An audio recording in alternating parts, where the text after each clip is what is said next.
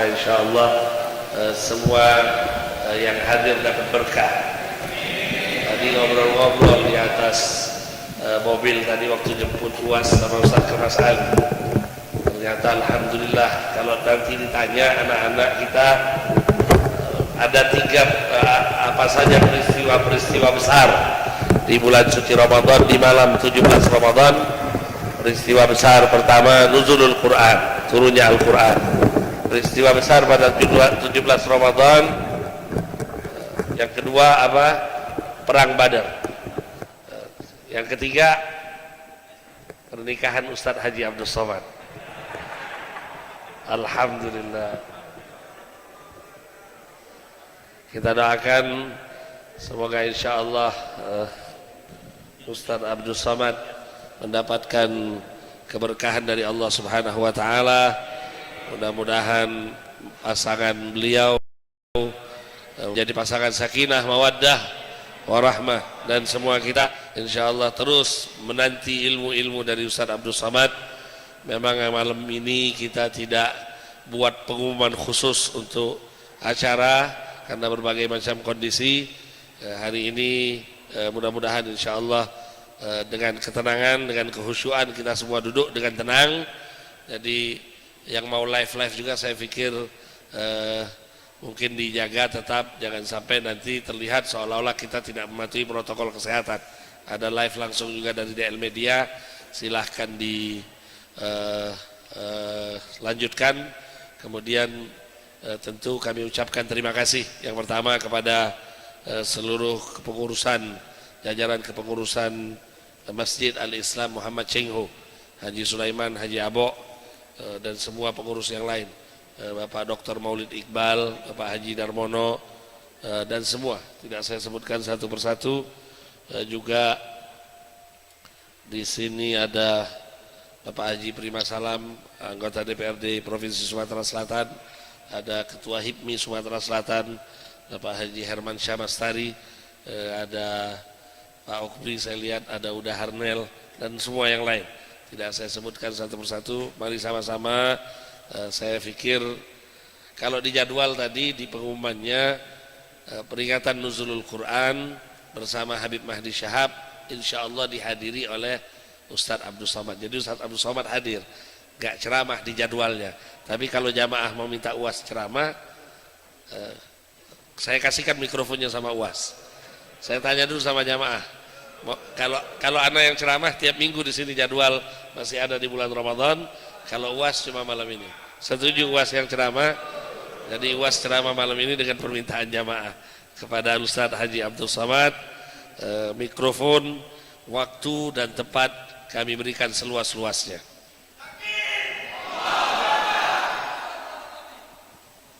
Bismillahirrahmanirrahim. Assalamualaikum warahmatullahi wabarakatuh. Alhamdulillahi rabbil alamin, wassalatu wassalamu ala ashrafil anbiya'i wal mursalin, sayyidina wa maulana Muhammadin wa ala alihi wa sahbihi wa man da'a bi da'watihi wa istanna bi sunnatihi ila yaumi liqa'i rabbih wa ba'du. Syekhuna wa habibuna wa sahibuna Sayyidi Al-Habib Habib Mahdi bin Syihab hafizahullah mata'anallahu bituli umurihi.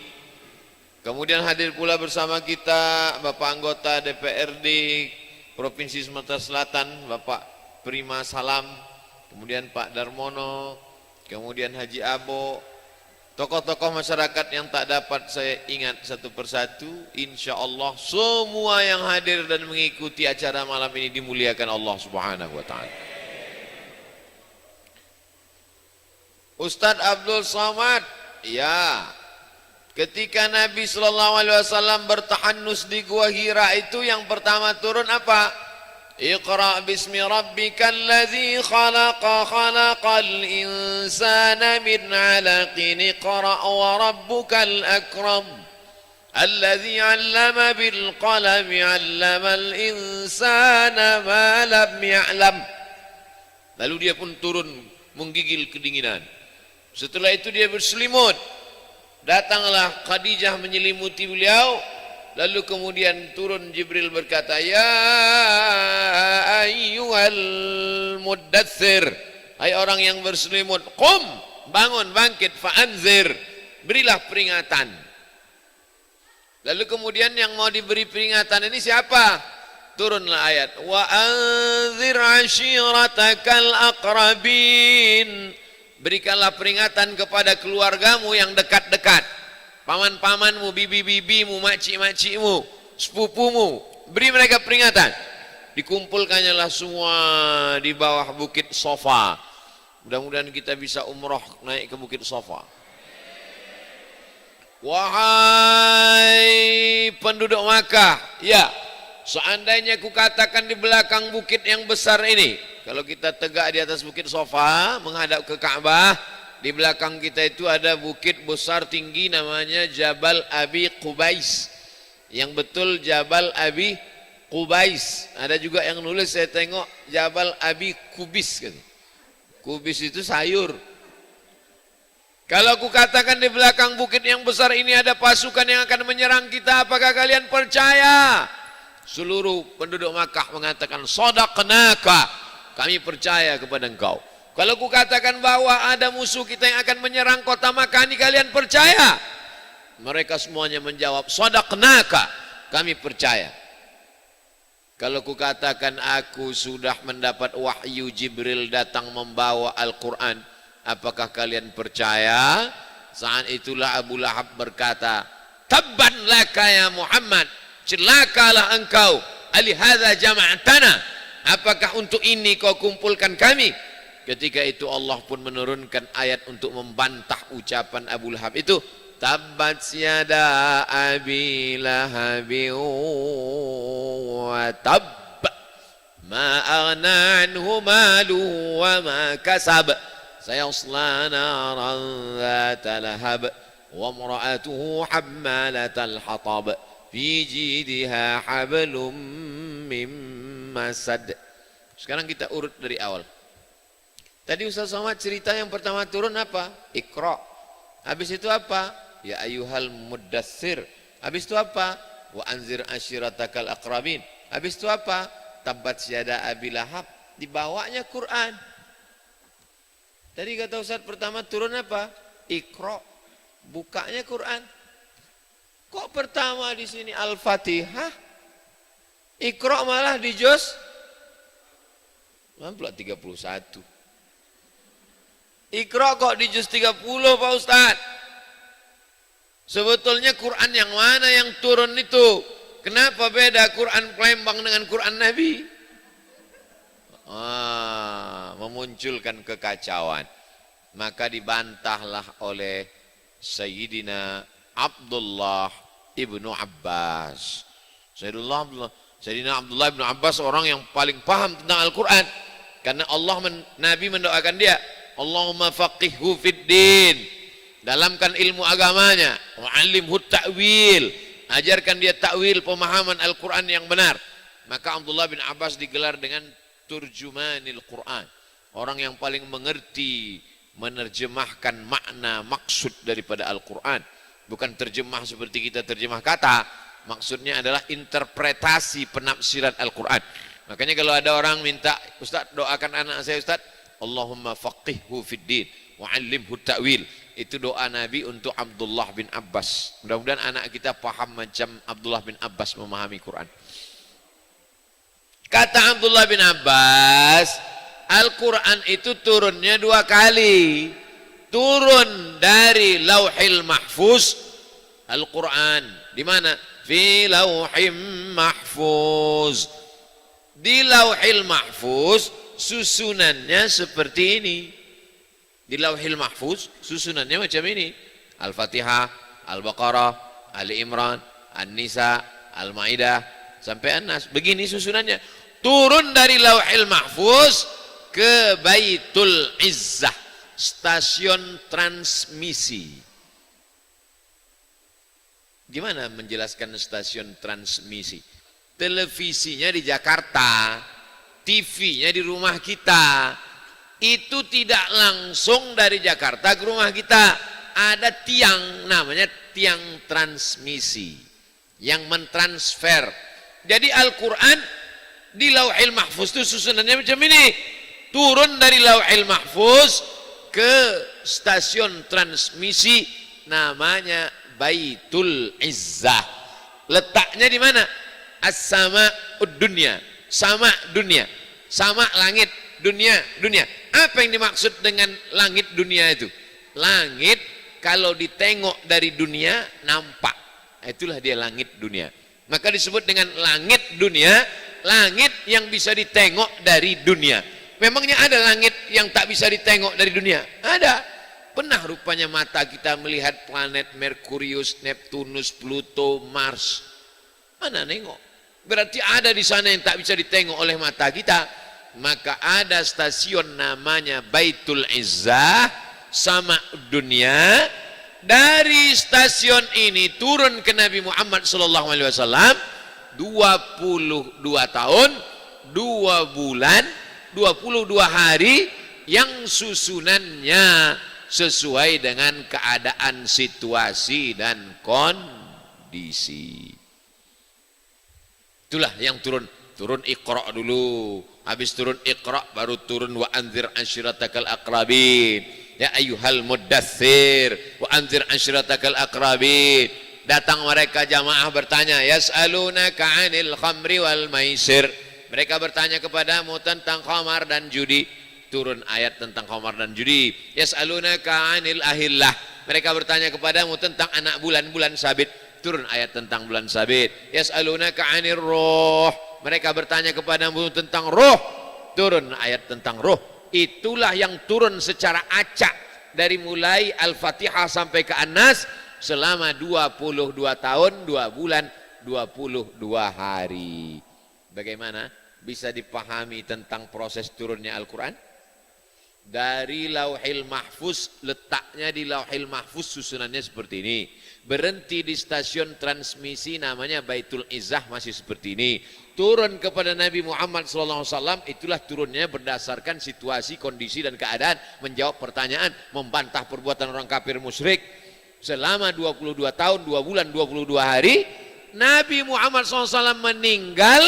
Al-Quran sudah dihafal oleh para sahabat seperti susunan yang ada di Lauhil Mahfuz, bukan menurut susunan, menurut urutan turunnya. Tapi Al-Quran itu susunannya menurut susunan yang ada di Lauhil Mahfuz. Kenapa? Karena Nabi menghafalkan Al-Quran itu kepada sahabat, sahabat menghafalkannya kepada tabi'in, tabi'in menghafalkannya kepada tabi'in, sampailah kepada guru-guru kita. Akhirnya Quran yang kita terima sekarang itulah dia Al-Fatihah, Al-Baqarah, Ali Imran, An-Nisa, Al-Maidah, sampailah kepada An-Nas. Bisa difahami? Sudah 2 ulang. Bisa tak juga faham, berarti terlalu banyak kapal selam yang masuk tadi. Nah, ini pelajaran pertama. Al-Quran mukjizat dari cara turunnya. Al-Quran itu mukjizat. Mukjizat mana? Yang pertama, dari proses cara turunnya saja mukjizat. Bisa pula Al-Quran yang turun selama 22 tahun, 2 bulan, 22 hari dengan momentum yang berbeda di banyak tempat. Tiba-tiba sebelum Nabi meninggal bisa tersusun rapi seperti ini. Siapa yang menyusunnya itu? Kalau bukan Allah Subhanahu wa ta'ala. Dibacakan Jibril kepada Nabi Muhammad, Nabi Muhammad membacakan kepada sahabat, sahabat membacakan kepada tabi'in, tabi'in membacakan ke tabi'in, sampailah ke guru mengaji kita, sampailah kepada para penghafal Quran yang ada di kota Palembang, Sumatera Selatan, Sumatera, Republik Indonesia, dunia, sampai hari kiamat. Pertama pelajaran, mukjizat Al-Quran dari cara turunnya. Sekarang masuk ke pembahasan yang kedua. Mukjizat Al-Quran dari cara pengumpulannya. Ustaz tausiah ini berapa lama? Ya, ini kan nama acaranya Nuzul Quran bersama Habib Mahdi, dihadiri Abdul Somad. Nah, tentu Abdul Somad tidak terlalu lama karena ini acaranya acara Habib Mahdi. Habib Mahdi tak ada minta saya tausiah.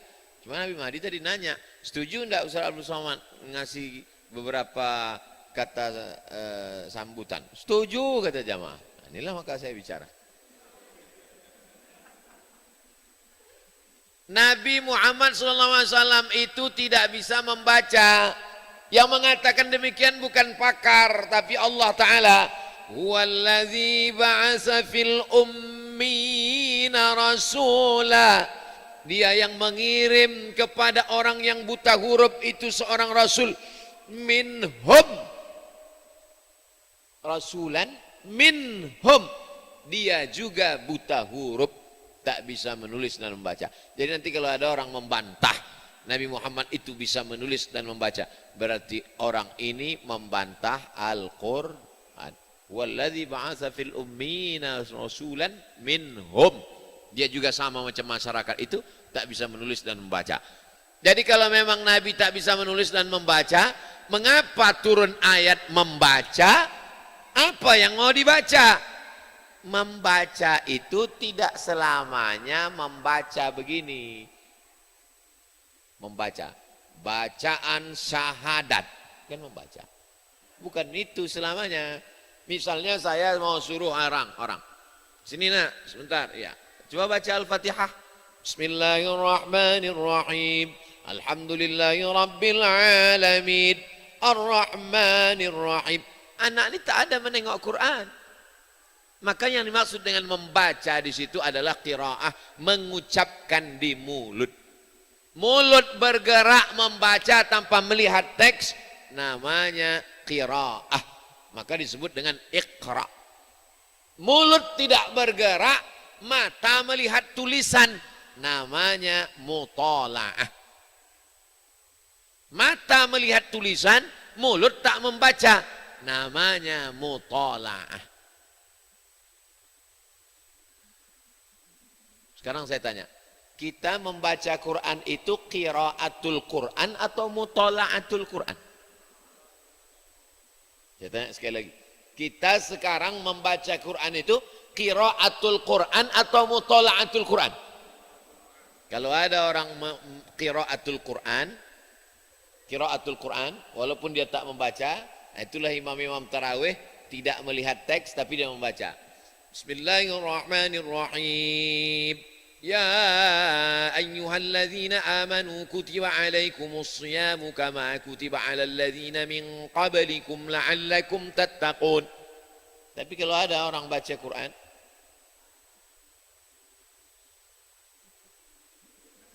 dah 2 juz. Itu namanya bukan qiraatul Quran, itu mutalaatul Quran. Salat itu qiraat, al-qiraah atau mutalaah? Salat itu qiraah karena mulut bergerak. Salat zuhur,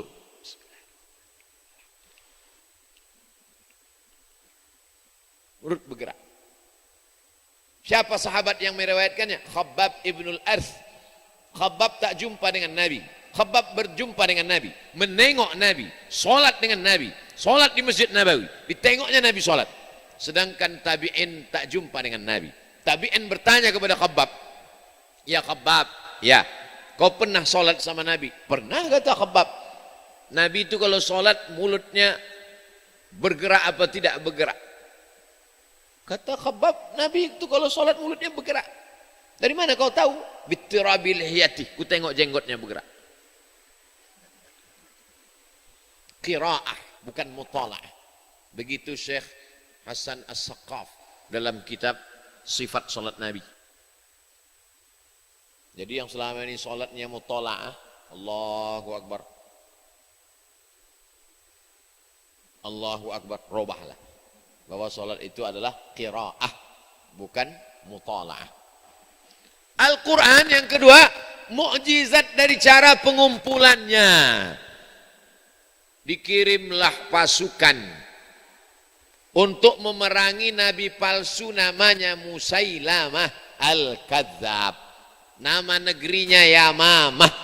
Nama nabi palsunya Musailamah. Nama nabi palsunya Musailamah. nama kampungnya Yamamah. Jangan nanti pulang ke rumah terbalik ceritanya. Ada seorang nabi palsu, namanya Yamamah, kampungnya Musailamah. Yang cerita lupa, yang mendengar tak ingat. Sama-sama mengangguk. Nabi palsu ini namanya Musailamah. Dia buat macam mirip Quran. Wal fil wa ma adraka mal fil lahu dhailun tawil. Mirip macam Quran. Wal fil, demi gajah. Wa ma adraka mal fil, tahukah kamu apa gajah itu? Lahu dhailun tawil, ekornya panjang. Apa? Tak ada maknanya. Untuk menandingi surat Alam Tara Kaifa Fa'ala Rabbuka bi ashabil fil. Maka datanglah Umar, Abu Bakar Siddiq mengirim pasukan untuk memerangi Musailamah Al-Kadzab murtad. Itu beda zaman Abu Bakar dengan sekarang. Zaman dulu Nabi palsu itu perangi, pancung kepalanya, halal darahnya, karena dia sudah merusak Islam. Zaman sekarang kalau ada Nabi palsu, disediakan pengacara gratis, mengundang laknat Allah SWT. Alhamdulillah beberapa waktu yang lalu sudah mati satu, dicabut malaikat maut nyawanya, dan sekarang sudah berada di neraka jahanam. Kira-kira apalah kata malaikat maut menengok orang yang ngaku nabi palsu waktu mau cabut nyawa? Kau nabi katanya. Katanya. Selama ini tak kucabut nyawa kau, karena Allah mengatakan lan tamuta nafsun qabla an tastakmila rizqaha wa ajalaha. Tak ada orang mati sebelum ajalnya sampai, sebelum rezekinya penuh, walaupun nabi palsu. Sudah ditetapkan Allah Ta'ala umur dia 60 tahun, makan dia, minum dia, tidur dia, rumah dia, harta dia, maka setelah penuh baru mati. Likulli ummatin ajal, setiap orang sudah ada ajal, limit batas waktunya. Idza jaa ajaluhum, kalau ajal sampai, la yastakhiruna sa'atan, tak bisa ditunda walau sesaat, sedetik, semenit. Wala yastaqdimun, tak pula bisa dimajukan walaupun sesaat. Kalau sudah sampai masanya, mati. Itulah kata malaikat maut. Aku kalau kuturutkan marahku dah lama kau mati, kata malaikat maut. Tapi menengok jadwal belum sampai, nah sekarang barulah kau rasakan. Mati juga akhirnya, nabi palsu mati.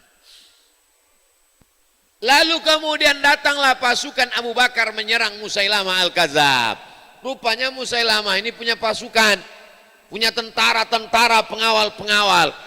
Akhirnya berperanglah pasukan umat Islam. Meninggal 70 penghafal Quran. Ini membuktikan tentara-tentara Abu Bakar itu hafal Quran. Anak ibu udah masuk SMP tahfiz? Oh enggak ah. Kenapa? Saya tak mau anak saya SMP tahfiz, nanti masa depannya suram.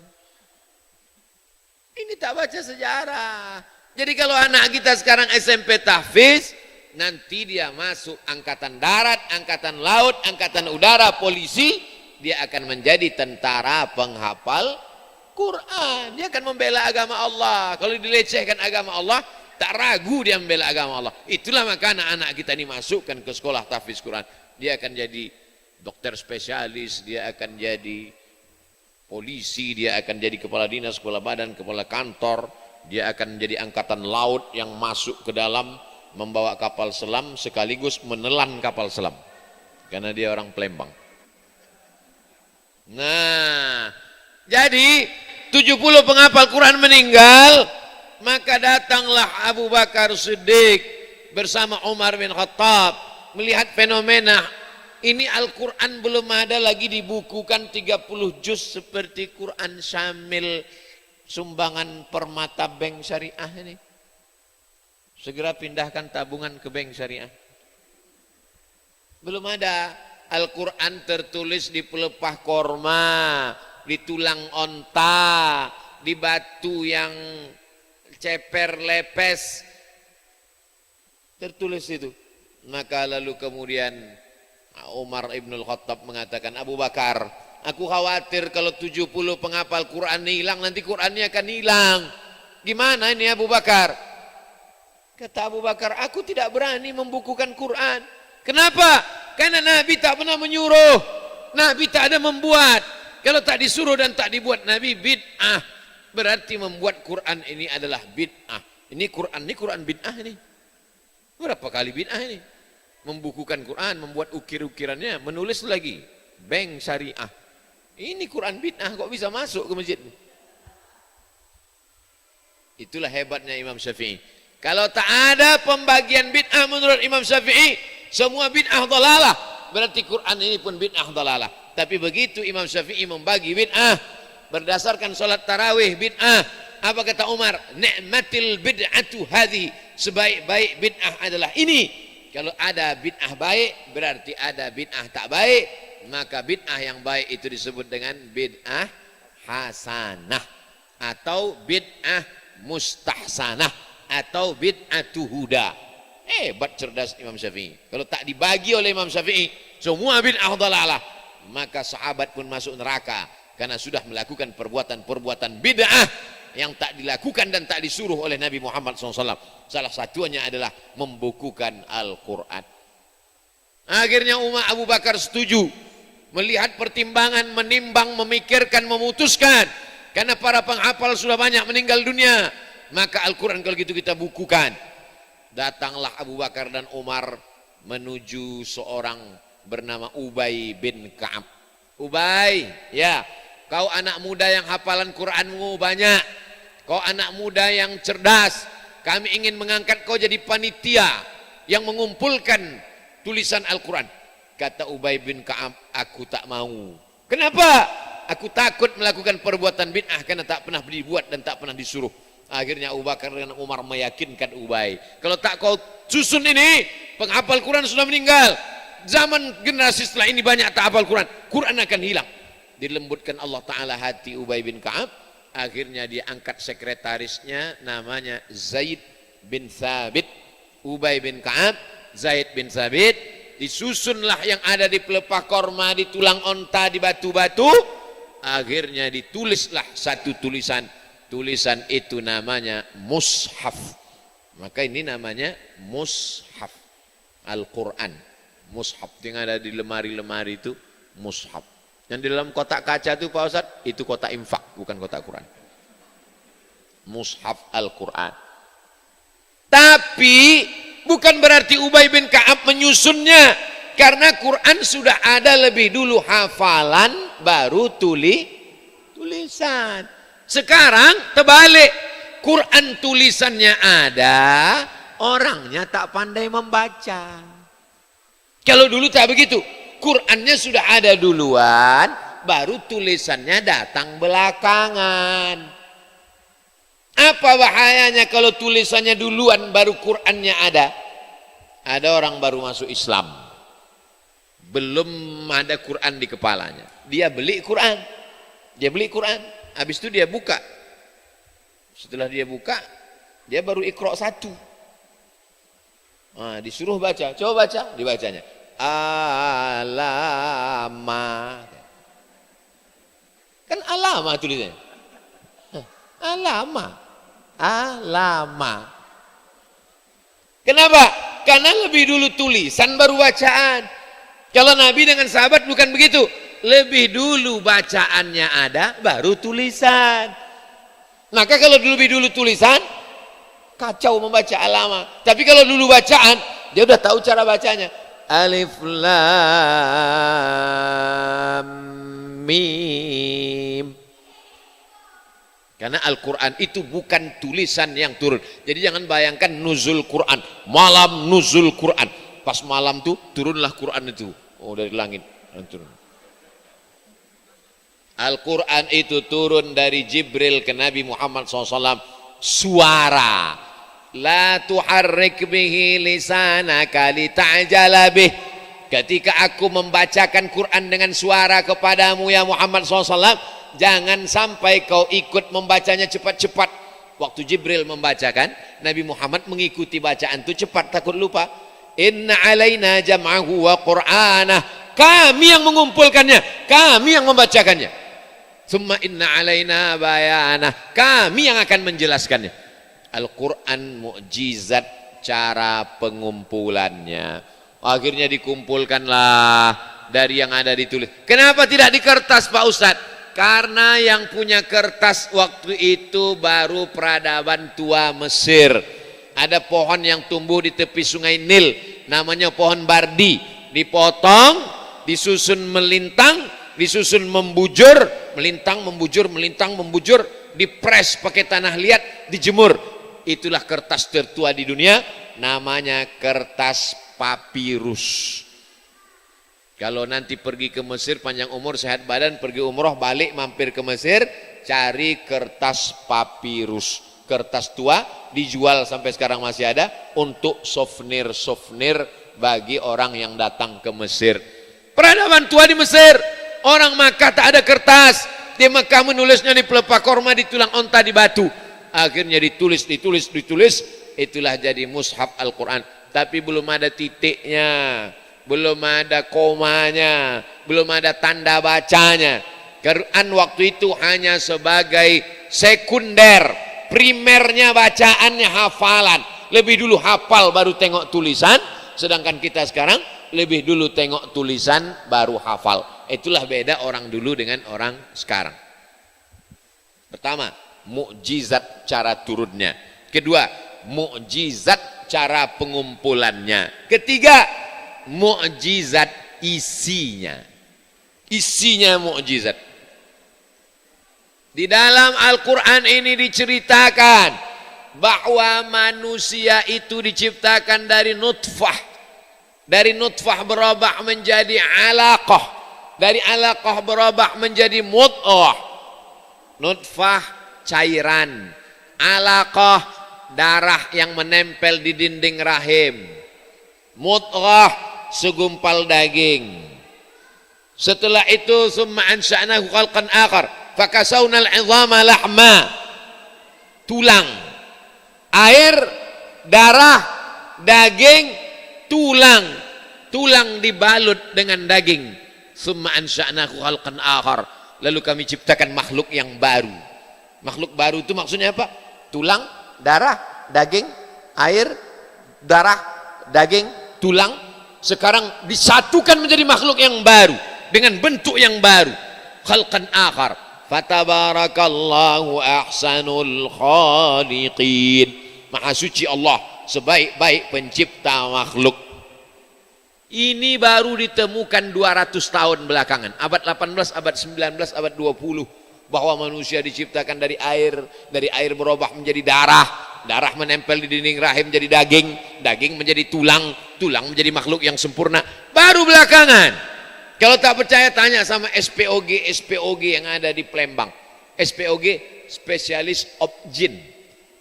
Spesialis obgyn itu spesialis kandungan, bukan spesialis tuyul. Jin, spesialis obgyn, spesialis mengurus masalah kandungan. Nanti besok tanya, Pak spesialis obgyn, dari mana kalian tahu bahwa manusia itu dari darah, dari air jadi darah, jadi tulang, jadi daging? Dari mana kamu tahu? Kami belajar di Fakultas Kedokteran. Tapi Sayyidina wa Maulana Muhammad sallallahu alaihi wasallam yang tidak pernah terdaftar di Fakultas Kedokteran Universitas Indonesia, Universitas Islam Indonesia, Universitas Gajah Mada, universitas manapun, Universitas Sriwijaya, bisa dia tahu itu. Kita yang beriman mudah saja. Apa jawabannya? Wa ma yantiqu 'anil hawa.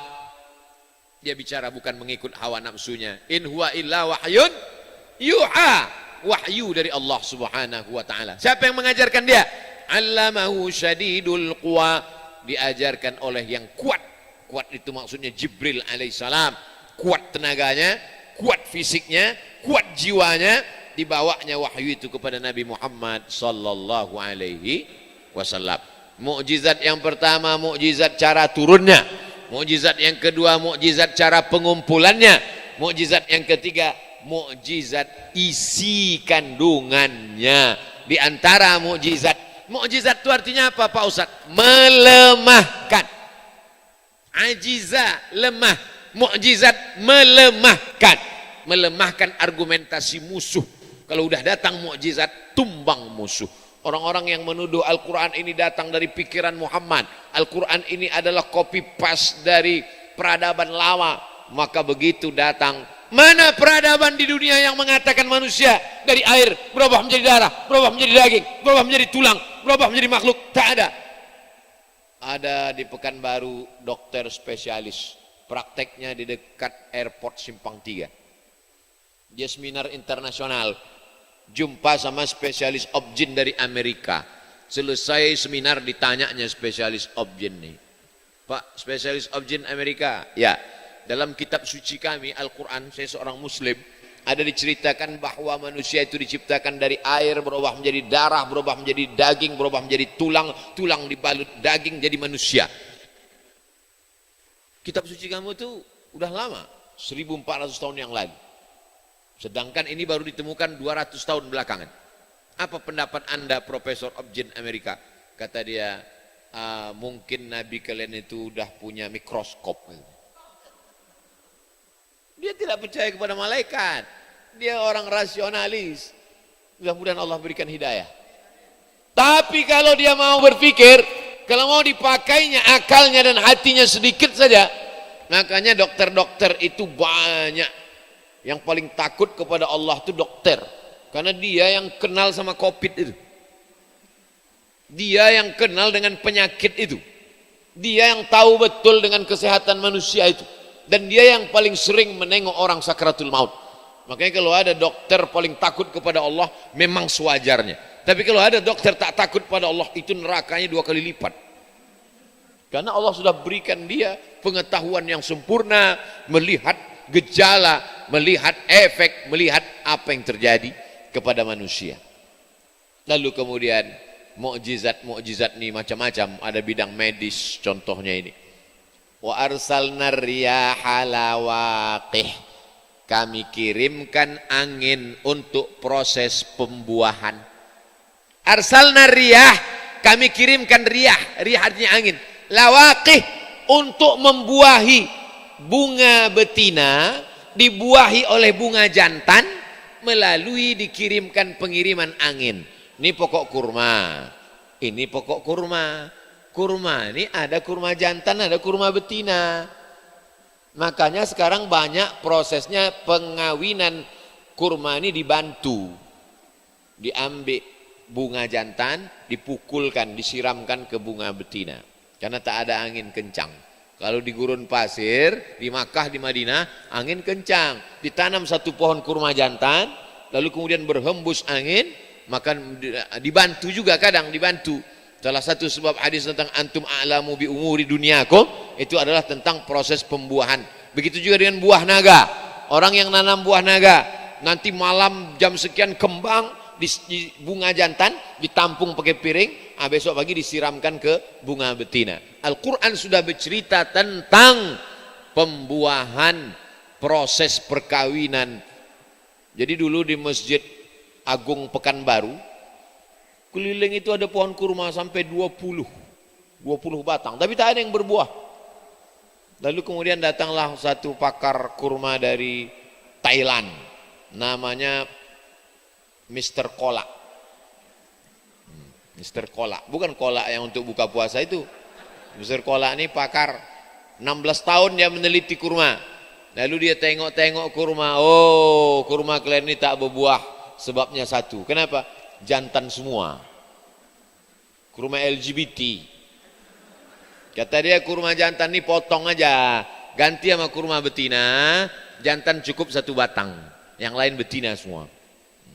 Ambil nanti bunga yang jantan nih, proses pembuahan. Begitu ditanam, diikuti cakap dia, berbuah. Berikut ini panen perdana, pemotongan tandan kurma yang akan dipotong oleh Al-Mukarram Ustadz Abdul Somad. Wah, saya lah pemotongan pertama. Yang nanam orang, yang mupuk orang, yang saya bagian manen aja. Foto. Habis itu dilelang. Dilelang untuk membantu masjid. Artinya apa? Kalau diikuti proses yang disebutkan Al-Quran ini, maka terjadi. Jadi sebetulnya kalian anak-anak muda kuliah di Fakultas Pertanian IPB, Institut Pertanian Bogor, kalian bisa menjelaskan Al-Quran. Bahkan orang lebih percaya omongan kalian kalau menjelaskan mukjizat Al-Quran daripada Abdul Somad. Kalau saya yang menjelaskan tentang proses perkawinan bunga jantan bunga betina, Kata jamaah, entah iya entah tidak, aku tak yakin Ustaz Somad. Dia kan belajar hadis. Kok tiba-tiba sekarang dia tahu pula tentang perkawinan bunga, jantan bunga betina pokok kayu, kata dia. Kalian anak muda yang di fakultas kedokteran, kalianlah yang bisa menjelaskan itu. Jadi anak muda jangan pernah takut untuk masuk ke fakultas pertanian, fakultas kedokteran, fakultas peternakan. Yang penting dia tetap berjiwa Al-Quran, dia menjelaskan Quran. Saya bermimpi 20-30 tahun akan datang, judul-judul ceramah Ramadan itu, malam pertama, Ramadan dan kesehatan. Malam ketiga, mukjizat Al-Quran dalam pertanian. Malam keempat, mukjizat Al-Quran dalam kedokteran. Sehingga yang ceramah, dokter, pakar pertanian, pakar ekonomi, pakar bisnis, sehingga tidak lagi di masjid itu mengkaji masalah khilafiyah yang tak selesai-selesai. Inna fi khalqis samawati, dalam penciptaan langit, wal ardi, penciptaan bumi, waqtilafil laili wan nahar, perputaran siang dan malam, la ayat, ini semua ayat-ayat. Inna fi khalqis samawati, dalam penciptaan langit. Berpikir tentang penciptaan langit, muncullah ilmu astronomi. Astronomi. Jangan anak muda mengkaji astrologi. Haram astrologi. Apa beda astronomi dengan astrologi?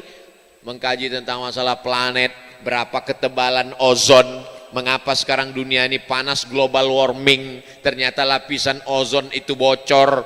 Ilmu mengkaji tentang tata surya disebut dengan astronomi, astronomik, scientific. Tapi kalau astrologi, bila bintang Anda Pisces, tak cocok nikah dengan Aquarius gitu. Tiba-tiba datanglah suami berkata kepada istrinya, mama, setelah kubaca tadi ramalan astrologi, nampaknya tak sesuai, bintang kau Pisces ikan, sedangkan aku ini kambing itu apa? Apa kambing? Saya mau ngetes saja, rupanya tak ada yang tahu. Alhamdulillah, sempat tadi semua menjawab Taurus katanya. Oh, berarti percaya semua. Tak boleh percaya kepada perbintangan. Kadzdzabal munajjimun walau sadaqu. Kalaupun terjadi betul, itu hanya kebetulan saja. Jangan sampai rusak akidah kita, keyakinan kita. Siapa yang berpikir tentang langit, ilmu astronomi, wal ardi, tentang penciptaan bumi, berapa lapis bumi, apa yang ada dalam perut bumi, mengapa ada dalam bumi itu lahar, mengapa terjadi gunung meletus. Berpikir tentang langit, astronomi. Berpikir tentang bumi, geologi. Berpikir tentang bumi, ada ilmu namanya ilmu geologi. Berpikir tentang perputaran siang dan malam, meteorologi, klimatologi, geofisika. Inna fi dzalika la ayat. Itu semua adalah ayat-ayat. Ini ayat Al-Quran. Ini ayat yang tertulis. Ini ayat yang tersurat. Tapi ada ayat-ayat yang tersirat, yang tak tertulis. Itulah yang dikaji dalam ilmu mukjizat ilmiah namanya. Allah Subhanahu wa taala bercerita dengan wa banaina fawqakum sab'an shidada. Kami bangun di atas kamu ada 7 lapis. Fauqakum, di atas kamu, sab'an, 7 lapis. Shidada, bangunan yang kokoh dan kuat. Bangunan mana? Bangunan gedung. Ini masjid kan belakangan. Yang dimaksud dengan Allah bangun 7 lapis itu bangunan yang mana? Rupanya setelah diteliti 7 lapisan ozon. Kenapa kita bisa hidup tenang di Palembang ini? Karena tidak masuk batu-batu meteor itu ke dalam. Kalau sampai ada batu meteor yang lolos ke Palembang ini sebesar bola kasti, langsung jadi Danau Toba di sini.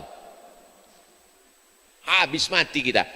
Semua meteor yang ada di sana, seliweran meteor itu batu-batu besar, begitu dia kena lapisan ozon, macam es batu dalam kuali. Kuali panas kan? Masukkan es batu, meleleh, mencair, habis. Jadi tengok orang komet bintang berekor. Nampak bintang berekor, berdoa pula. Apalah ini keyakinan? Keyakinan menyembah bintang-bintang makhluk sobiun. Maka bintang komet berekor itu meleleh dia. Meleleh, habis tak sampai. Ada beberapa batu yang sampai jatuh. Ada orang di Indonesia di mana jatuh di belakang rumahnya batu dibawa dijual sama orang Amerika, rupanya batu dari planet. Tahyanta tidak, wallahu alam shawab. Maka diisukan bahwa dunia akan kiamat pada tahun 2000 sekian karena ada sudah meteor besar yang akan sampai ke bumi. Lalu kemudian Badan Antariksa Amerika NASA mengalihkan rute perjalanannya. Oh, bisa pula kata dia dialihkan. Amerika mau menunjukkan hebat. Ini bumi ya, ini bumi. Lalu ada batu meteor besar yang akan menabrak, lalu mereka alihkan. Oh, dipasangnya lah alat di sana oleh Amerika, pasang, dikasih tahu sama meteor itu, mohon maaf meteor, ini larangan mudik gitu ya. Akhirnya membeloklah meteor tadi, tak jadi tak datang ke bumi. Apa ini? Macam hebat kali Amerika itu. Begitu datang Covid, tumbang juga dia, hancur juga ekonominya kan. Nah, Allah Ta'ala ingin bercerita kepada kita tentang bagaimana kekuasaannya. Dia yang membangun 7 lapis itu. Jangan pakai AC berlebihan, jangan bakar hutan, jangan bahan kimia. Kenapa? Karena lapisan ozon akan bocor. Kalau lapisan ozon bocor, masuk uap panas dari atas, dunia ini semakin panas. Kalau dunia ini panas, maka es yang ada di kutub utara meleleh. Kalau es meleleh, permukaan pantai naik. Kalau sudah naik, Jakarta banjir. Yang salah gubernur. Jadi efeknya dari sana. Jangan bangun rumah kaca. Karena kalau bangun rumah kaca, cahaya mataharinya mantul.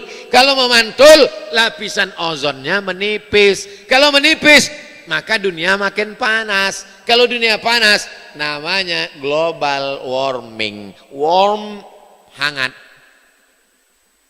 Warm water, air hangat. Give me warm water. Awak cakap apa? Awak tak faham warm water? Tak, air suam kuku. Air suam, warm water. Minum air hangat. Warm water, warm global warming. Dunia ini makin panas. Menurut bapak-bapak yang udah agak-agak tua lah, umur-umur 50, 60. Menurut bapak dunia ini macam ini aja dulu atau makin panas pak? Makin panas dunia ini. Itulah makanya baju orang sekarang makin pendek dan makin tipis. Karena dunia ini makin panas. Cobalah tanya mereka yang pakai baju-baju pendek. Kok kenapa baju pendek? Makin panas dunia ini pak. Gitu dia. Sejak global warming. Apalagi sejak dekat bapak baca-baca ayat kursi tadi. Aku agak terasa panas. Berarti kau hantu bilang. Berarti kau setan. Kepanasan kau dengar baca ayat kursi. Orang sekarang hanya bercerita tentang global warming. Dunia ini panas. Karena bocor. Al-Quran, mukjizat Al-Quran sudah bercerita tentang. Hafal semuanya. Idza sama'u fatarat. Ketika langit terbelah. Orang yang tak paham dia tengok langit, apanya yang terbelah? Ozonnya terbelah. Idza sama'un fatarat, langit terbelah. Kalau sudah langit terbelah, masuklah meteor-meteor ke dalam. Wa idzal kawakibu tatharat, planet bertabrakan. Ambil tasbih, gunting pakai bertabrakan butiran tasbih. Begitulah planet Merkurius, Neptunus, Mars, Pluto bertabrakan. Besar planet itu Pak Ustadz. Kalau matahari sebesar bola basket, maka bumi sebesar kacang hijau. Besok ambil bola basket, ambil kacang hijau. Matahari sebesar bola basket, bumi sebesar kacang hijau. Lalu kita sebesar apa? Kalau ada tetangga bapak, jamaah bapak, kawan sekantor yang angkuh sombong minta ampun, besok bawakan dia bola basket sama kacang hijau. Matahari yang kau tengok besar tuh sebesar basket. Bumi yang kita huni ini sebesar kacang hijau. Lalu kau sebesar apa, bodoh? Bilang sama dia. Dia tak berpikir, macam katak dalam tempurung. Dia yang merasa dunia ini punya dia. Dia yang angku yang sombong. Padahal dia tak ada apa-apanya. Dia hanya butiran debu di antara samudra kekuasaan Allah Subhanahu wa taala. Wa idzal kawakibun tasarat, planet bertabrakan. Wa idzal qubur bu'asirat, semua yang dikubur dibangkitkan. Idzas sama'u fatarat wa idzal kawakibu tasarat wa idzal bi'aru fujjirat wa idzal qubur bu'asirat alimat nafsum ma qaddamat wa akharat. Menangis Imam Masjidil Haram. Makmum di belakang pun ikut pula menangis. Selesai sholat, Imam Masjidil Haram menangis karena membayangkan lapisan ozon terbelah, planet bertabrakan, lautan naik ke darat namanya tsunami, mati, bangkit, hidup kembali. Menangis imam itu. Jamaah di belakang tuh menangis, duit habis membeli ceret kuning. Itulah pentingnya kita memahami apa bacaan imam. Idzas sama'u fatarat wa idzal kawakibu tasarat wa idzal bi'aru fujjirat wa idzal qubur bu'asirat alimat nafsum ma qaddamat wa akharat. Ya ayyuhal insan, hai manusia yang angkuh dan sombong, ma gharraka bi rabbikal karim, apa yang membuat kau melupakan Allah? Afala yatadabbaruna al-Quran, mengapa mereka tidak memikirkan Al-Quran? Siapa yang bisa mengungkapkan tentang langit? Ilmu astronomi. Siapa yang bisa mengungkapkan mukjizat Al-Quran tentang perkawinan bunga jantan bunga betina? Anak fakultas pertanian. Siapa yang bisa mengungkapkan tentang manusia dari air, jadi darah, jadi daging, jadi tulang? Anak fakultas kedokteran, spesialis SPOG. Jadi Islam ini nanti akan diterima oleh orang Barat, oleh orang Amerika, oleh orang Eropa, bukan dengan pedang. Islam ini nanti akan mereka terima bukan dengan bom. Mereka menerima Islam dengan ilmu. Siapa yang menjelaskan itu nanti? Anak-anak muda dari Palembang. Ceramah mereka, judul ceramahnya Mukjizat Al-Quran tentang perkawinan bunga jantan bunga betina. Ditunjukkannya lah tentang tanaman dari Palembang yang berhasil, maka dibuktikannya lah mukjizat. Allah berjanji, sanurihim ayatina fil afaq, kami akan tunjukkan tanda-tanda kebesaran kami di atas alam semesta. Wa fi anfusikum, di dalam dirimu pun ada tanda-tanda kebesaran Allah. Hatta yatabayyana lahum annahul haq, sampai jelas bagi mereka bahwa Al-Quran ini adalah hak, kebenaran. Al-Quran mukjizat cara turunnya, Al-Quran mukjizat cara pengumpulannya, Al-Quran mukjizat isinya. 4. Al-Quran mukjizat dari bahasa yang dipilih Allah Subhanahu wa taala. Kenapa Al-Quran berbahasa Arab? Karena Nabi orang Arab? Pendek aja jawabannya. Kenapa Al-Quran berbahasa Arab? Kenapa Al-Quran tak bahasa Melayu?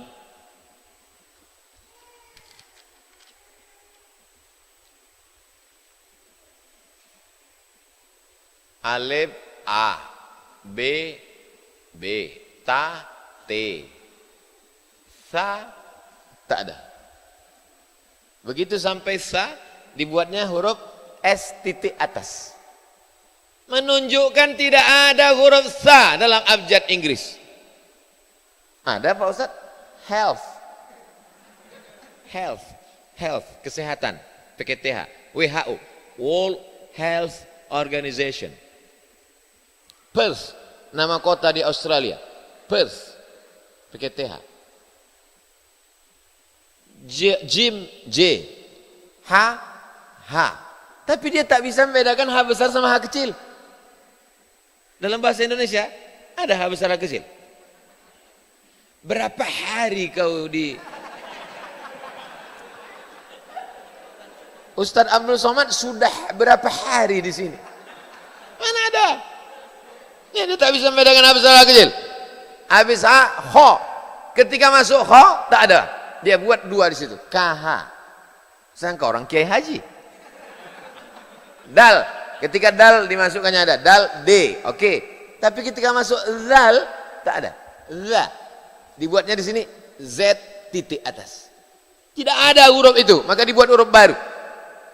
Ra, R. Zai, Z. Sin, S. Begitu masuk shin, mulai tambah dua. SY. SY. Gara-gara SY inilah orang banyak bertanya ke WA saya. Ustaz Somad, insya Allah itu SY apa SH? Kalau pakai transliterasi Indonesia, shin itu SY, maka penulisannya insya Allah. Tapi kalau pakai transliterasi Inggris, shin itu SH, maka insya Allah. Oh, bulat. Kau pakai SH apa SY? Aku pakai SH lah. Berarti kau keluar dari Indonesia. Kenapa Zakir naik pakai SH? Karena dia orang India. Orang India dijajah Inggris. Inggris pakai SH. Paham? Sod. S kata dia. S titik satu bawah. Sod. S titik satu bawah. Bot. D titik satu. Pedoman transliterasi Arab Latin. Saking kan tak adanya huruf itu dalam bahasa kita, dibuat transliterasi. Seandainya Al-Quran diturunkan Allah Subhanahu wa ta'ala pakai bahasa bukan selain Arab, betapa banyak huruf-huruf yang tak terwakili, yang tak bekerja tubuh kita. Ketika kita membaca alladzina idza asabathum musibah walanabluwannakum bisyai'im minal khawfi wal ju' wa naqsim minal amwali wal anfusi wath thamarat wa basyiris wa naqsim minal anfusi wath thamarat wa basyiris sabirin. Orang yang tidak pernah baca Quran maka tidak pernah berfungsi makharijul huruf di badannya, sama seperti orang punya handphone canggih, ada MP4, ada MP3, ada cara buat video, tapi yang bisa dia cuman pencet merah menutup, pencet hijau menyambut. Tak berfungsi alat-alat yang diberikan Allah pada diri dia. Al-Quran mukjizat.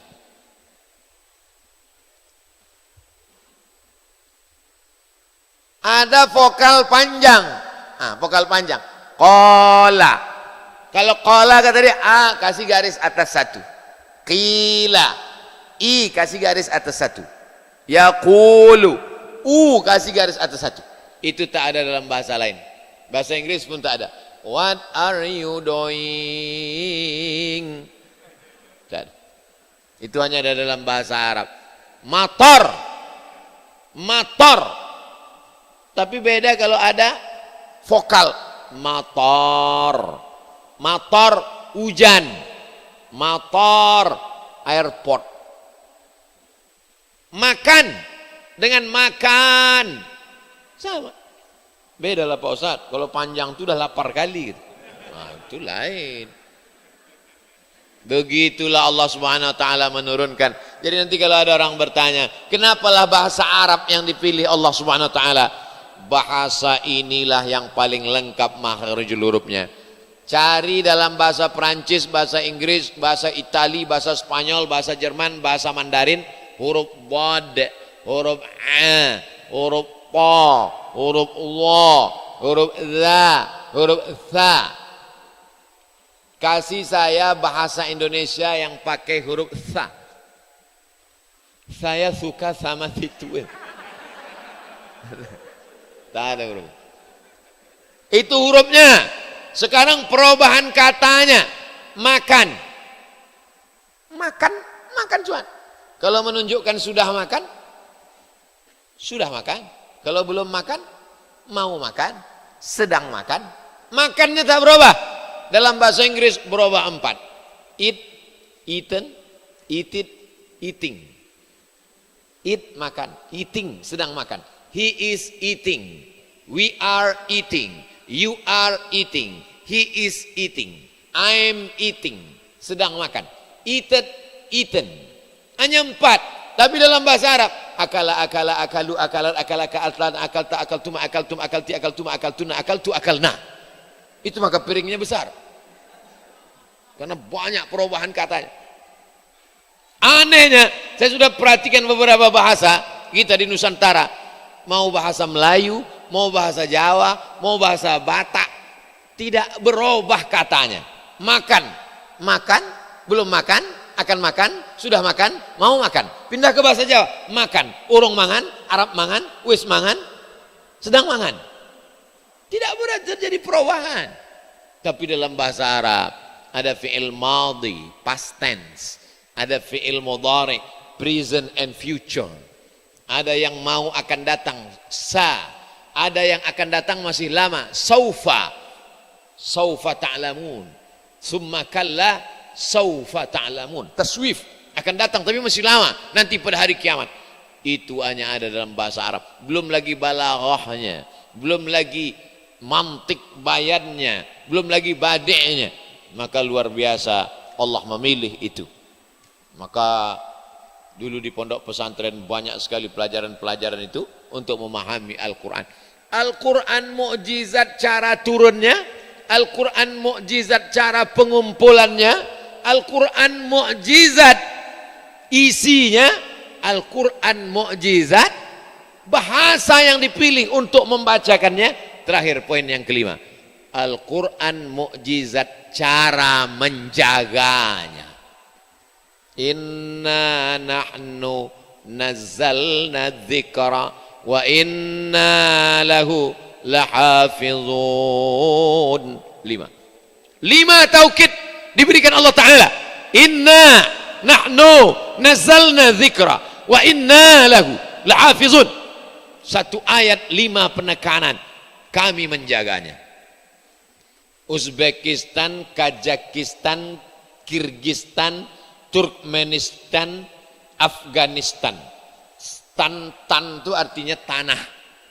Afghanistan, tanah orang Afgan. Pakistan, tanah orang Pakistan. Kurdistan, tanah orang Kurdi. Palembangistan, tanah orang Palembang. Jadi suku punya tanah, maka disebut dengan suku Kurdi punya tanah, Kurdistan. Semua negara tan ini dijajah oleh Rusia, dijajah oleh Uni Soviet. Negara Soviet bersatu. Akhirnya tumbanglah Gorbachev. Gorbachev itu asli orang Rusia, bukan dari Jawa Barat. Karena ada juga yang bilang katanya aslinya Cecep Gorbachev. Gorbachev tumbang, digantikan Boris Yeltsin, kemudian diteruskan sekarang oleh Vladimir Putin, lalu kemudian negara-negara ini merdeka. Uzbekistan merdeka, Tajikistan merdeka, termasuklah negeri yang pegulat kebanggaan kita itu siapa? Habib. Habib itu dari? Pokoknya tan juga nih. Imam Bukhari itu dari Uzbekistan. Apa hubungannya dengan mukjizat Al-Quran? Ketika mereka dikuasai Rusia komunis, itu komunis, Uni Soviet mazhab yang dia pakai walaupun agama ortodok ada, tapi waktu itu dikuasai pemikiran Marxisme. Induk otak PKI itu dari Marxisme. Nama nabinya Karl Marx. Orang yang mengikuti Karl Marx namanya Marxisme. Dilanjutkan oleh Stalin. Lalu kemudian tumbang. Tidak boleh ada agama. Al-Quran dibakar, ulama dibunuh, dihancurkan. Tapi begitu negeri ini merdeka, ternyata banyak penghafal Quran. Bagaimana cara mereka menghafal Quran? Tunggu tengah malam jam 2, sesudah tentara-tentara komunis tidur, barulah guru membacakan Quran. Digali rumah, ini rumah, diangkat karpetnya, digali pakai pasir, itu digali pasirnya, dibuang, ditutup pakai kayu, di dalam itulah mereka membaca Quran. Tidak pakai lampu. Gurunya hafal, gurunya baca, muridnya ngikut. Bismillahirrahmanirrahim. Bismillahirrahmanirrahim. Amma yatasaalun. Amma yatasaalun. Anin naba'il azim. Anin naba'il azim. Diulang-ulang-ulang, akhirnya anak itu hafal Quran. Ketika tumbang Uni Soviet, keluar penghafal Quran dari lubang-lubang rumah ini. Maka diundanglah oleh pemerintah Saudi Arabia lembaga Mukjizat Al-Quran. Presentasilah salah seorang pakar Mukjizat Al-Quran tahun 1999 di Masjid Al-Hadiyul Islami Kairo. Saya hadir dan dia bercerita di situ. Penghafal Quran banyak di negeri bekas jajahan Uni Soviet. Allah mau menunjukkan, kalian tak mau baca Quran silakan, tapi aku ingin menjaga Quran ini di negeri yang dijajah Soviet komunis, bisa pula lahir para penghafal Al-Quran. Berapa banyak saudara kita yang fisiknya kurang, matanya rabun, tak bisa menengok, tapi hatinya terang benderang, bisa menghafal Al-Quran. Mukjizat cara Allah menjaganya. Andai semua Quran di kota Palembang ini terbakar, termasuk Quran ini terbakar, apakah hilang Al-Quran? Tidak. Kenapa? Masih banyak orang Palembang yang hafal Quran di rumah-rumah tahfiz Al-Quran. Tapi kalau kitab suci yang lain terbakar, apakah masih bisa dipertahankan?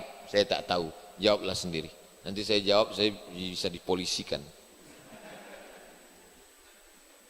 Tapi kalau omongan saya ini dianggap salah, bawalah satu orang yang hafal kitab suci dari awal sampai akhir. Saya bawa satu orang yang hafal dari awal sampai akhir untuk membuktikan cakap saya bahwa Allah memberikan mukjizat bagaimana Allah cara menjaga Al-Quran. Dari mulai Sabang sampai Papua, hitung berapa para penghafal Quran. Jadi kalau kita mau mendapatkan kemuliaan Al-Quran, maka 5 ini. Apakah cuma 5 ini aja mukjizatnya Pak Ustadz? Banyak sekali. Tapi yang bisa saya jelaskan malam ini 5. Tadi saya mulai jam 9 kurang 15, sekarang jam 10, berarti saya sudah bicara 75 menit. Judul video malam ini 5 mukjizat Al-Quran. Bukan batasan, hanya sebagai sampel contoh saja. Mudah-mudahan kita termasuk orang yang memuliakan Al-Quran. Bapak ibu yang punya tanah, wakafkan tanahnya untuk buat rumah Quran. Setuju? Bapak bupati, wali kota, gubernur, buatkan program setiap kabupaten, setiap kecamatan, setiap desa, setiap kelurahan, setiap RT, satu rumah Quran. Setuju? Pagi TK Quran, asar pengajian emak-emak wirid yasin Quran, malam dari maghrib ke isya maghrib mengaji. Kita balikkan lagi tradisi nenek moyang kita dulu, maghrib mengaji. Masih terbayang kita pejam mata sore-sore bawa kain sarung lari-lari bawa obor, azan maghrib, sholat, habis itu balik mengaji ke surau, pulang ke rumah, ngajinya tak dapat, hidung hitam kena obor lampu. Masih terbayang kita dipukul pakai rotan mengaji, membawa beras untuk guru mengaji sama minyak lampu. Mana tradisi itu sekarang? Sudah dimatikan oleh gadget, sudah dirusak oleh warnet, sudah dihancurkan oleh Instagram, sudah dirusak oleh Facebook. Facebook tak salah, Instagram tak salah. Kita manfaatkan semuanya untuk share ilmu pengetahuan. Tapi kalau hanya melupakan kita dari Al-Quran, jangan. Yang punya anak, daftarkan ke TK Quran, SD Quran, SMP Quran, SMA Quran. Yang otaknya masih kuat, hafal Quran. Saya tak sanggup menghafal Pak Ustadz. Kok ada duit? Ada duit. Buat rumah Quran. Saya tak ada duit, menghafal pun tak kuat. Kasih semangat orang hafal Quran. Sudahlah tak punya duit, tak punya kekuasaan, menjatuhkan mental orang pula. Neraka jahanam tempatmu, brother. Allahumma arhamna bil Qur'an waj'alhu lana imama wa nura wa huda wa rahmah. Allahumma dhakkirna minhu ma nasina wa 'allimna minhu ma jahilna warzuqna tilawatahu ana al-laili wa atrafan nahar waj'alhu lana hujjatan ya Rabbal Alamin. Terima kasih segala perhatian. Mohon maaf segala kesilapan dan kehilafan. Aqulu qawli hadza astaghfirullah li wa lakum. Wassalamualaikum warahmatullahi wabarakatuh. Alhamdulillahirabbil alamin. Kita bersyukur luar biasa kita mendengarkan tausiah dari Ustaz Haji Abdul Samad malam hari ini. Mudah-mudahan menjadi malam yang barokah. Mudah-mudahan doa tadi mengakhiri majelis yang mulia ini. Semoga kita menjadi pecinta Al-Quran. Semua kita menjadi orang-orang yang hidup bersama Al-Quran. Anak-anak kita menjadi penghafal-penghafal Al-Quran. Dan insya Allah Quran akan menjadi salah satu yang memberikan syafaat bagi kita semua. Sebagaimana yang disampaikan oleh Nabi Muhammad SAW. Kalau ada yang nanya, besok di mana UAS besok ada jadwal keluar kota, tapi kalau nak subuhan bareng jaturi ke Masjid Agung. Jaturi ke Masjid Agung. Demikian, wal afu minkum. Wassalamualaikum warahmatullahi wabarakatuh.